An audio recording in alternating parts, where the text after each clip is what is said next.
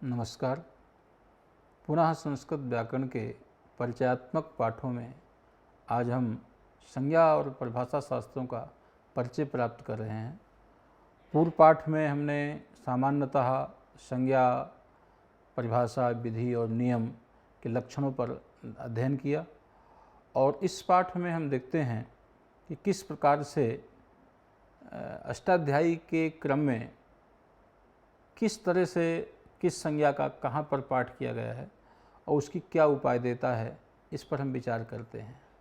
प्राय प्रश्न आते हैं कि संज्ञा शास्त्र हैं और आचार्य पाणिनि उनको प्रथमाध्याय में ही उनका पाठ कर देते, क्यों अलग अलग उसका पाठ नहीं किया है।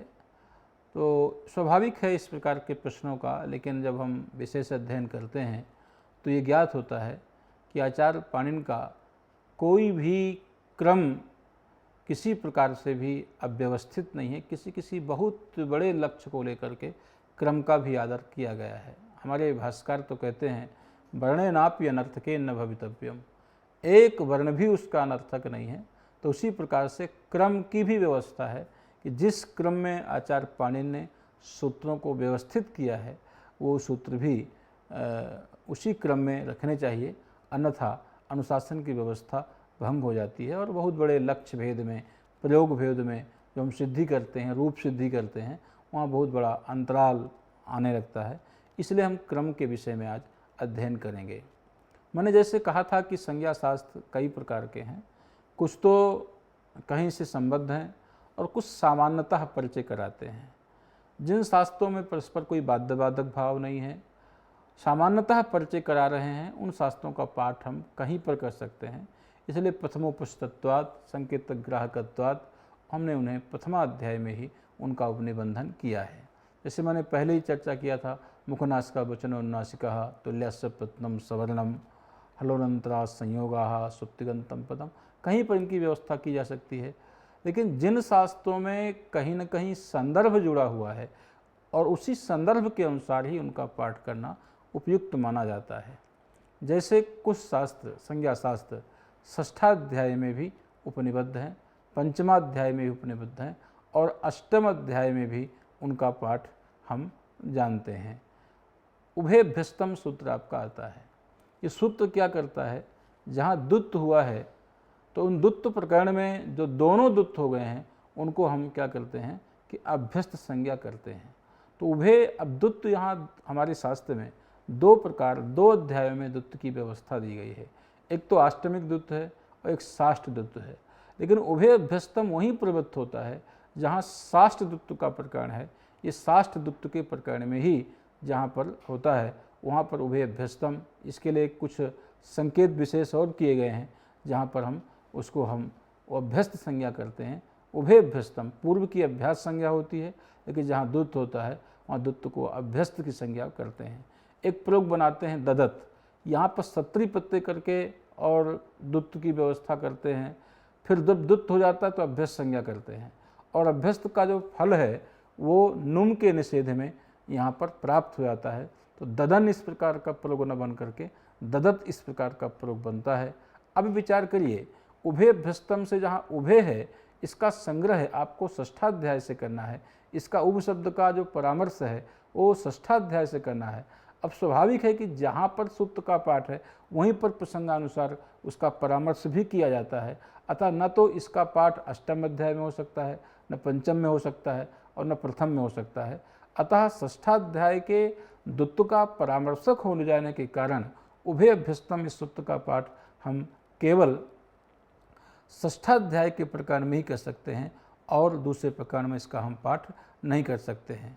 दूसरी बात, जहाँ पर आमंत्रित इत्यादि की बात करना है हमको, तो वहाँ अष्टम अध्याय की बात करते हैं, वहाँ की इसकी बात आ जा रही है।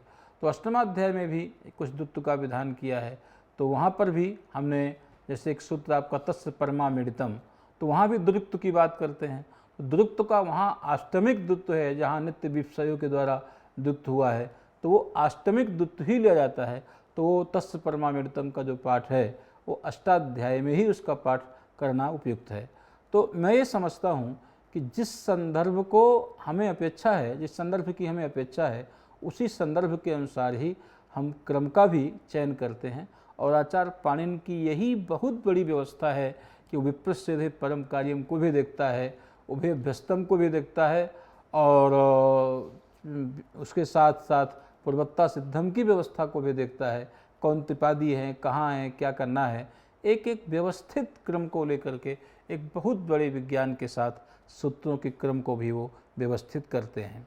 संज्ञा और परिभाषा पक्ष में हम दो प्रकार के शास्त्रों में दो प्रकार के पक्ष जानते हैं, यथोद्देश्य पक्ष और कारकाल पक्ष। यथोद्देश्य पक्ष का अभिप्राय है समाज में प्राय करके दो प्रकार के लोग देखे जाते हैं, एक तो अपेक्षा बुद्धि वाले और एक उपेक्षा बुद्धि वाले।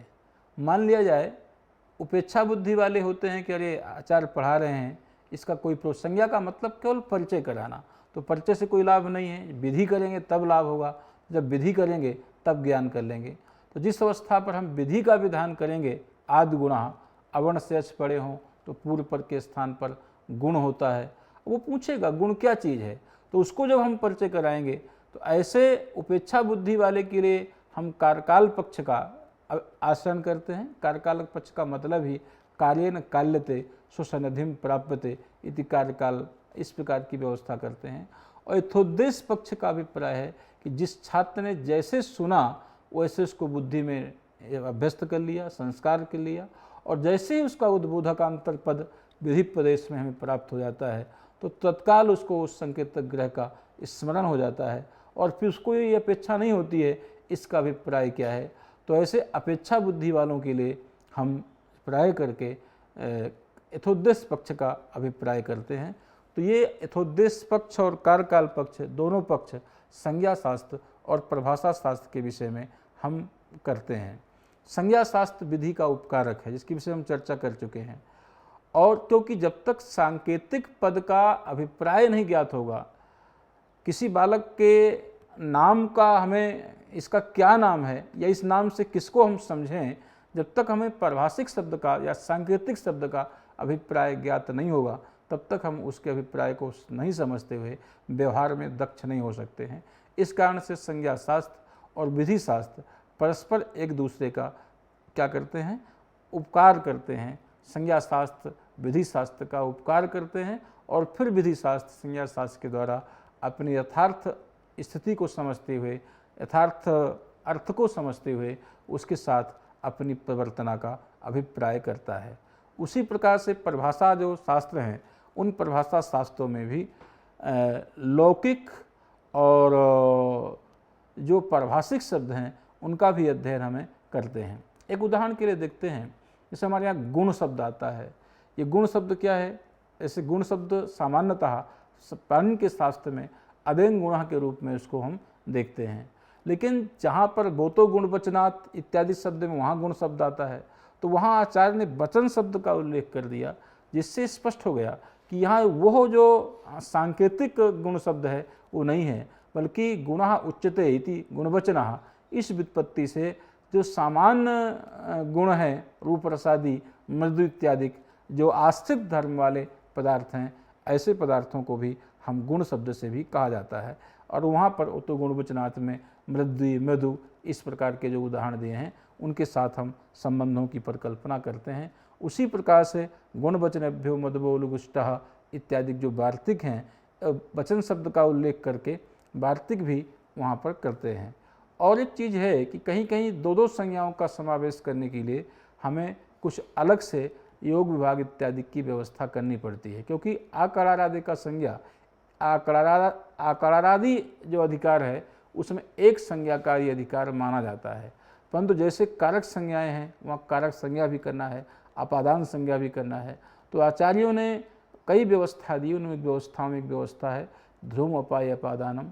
तो अपादानम अलग करेंगे, ध्रुम उपाय अलग करेंगे, कारक उसके साथ अलग हो जाएगा। उसी प्रकार से साधक तमम कर्णम का भी योग विभाग है, कर्तृषित तमम कर्म का भी योग विभाग है, संपदान संज्ञा का आधारोधिकरणम का भी योग विभाग हमारे सामने देखा गया है। तो मैं इस तथ्य पर पहुंच रहा हूं कि संज्ञा शास्त्र संकेतक ग्राहक होते हुए विधि शास्त्र के प्रवृत्ति में अत्यंत उपकारक है और जो लोक की व्यवस्था से अनुबद्ध है। कहीं बाध्यबाधक भाव है और कहीं बाध्यबाधक भाव नहीं है, और विशेष करके प्रकरण के अनुसार हमारे आचार्य ने पढ़ा है। इसलिए जो ये प्रश्न था कि एकत्र ही एक अध्याय में ही इसका सबका संकलन करके पाठ कर देते, फिर संज्ञाओं का अलग अलग पाठ क्यों कर रहे हैं, तो ये प्रश्न थोड़ा से बहुत पारदर्शी नहीं है, क्योंकि अध्ययन के अनुसार जब हम प्रयोजन देखते हैं तो उसके साथ प्राप्त हो जाता है। संज्ञा शास्त्र के विषय में हम इतना ही समझते हैं सामान्य परिचय के रूप में, और अग्रिम भी इसके विषय में था अवसर इसका हम अध्ययन करेंगे। आपका सबका धन्यवाद।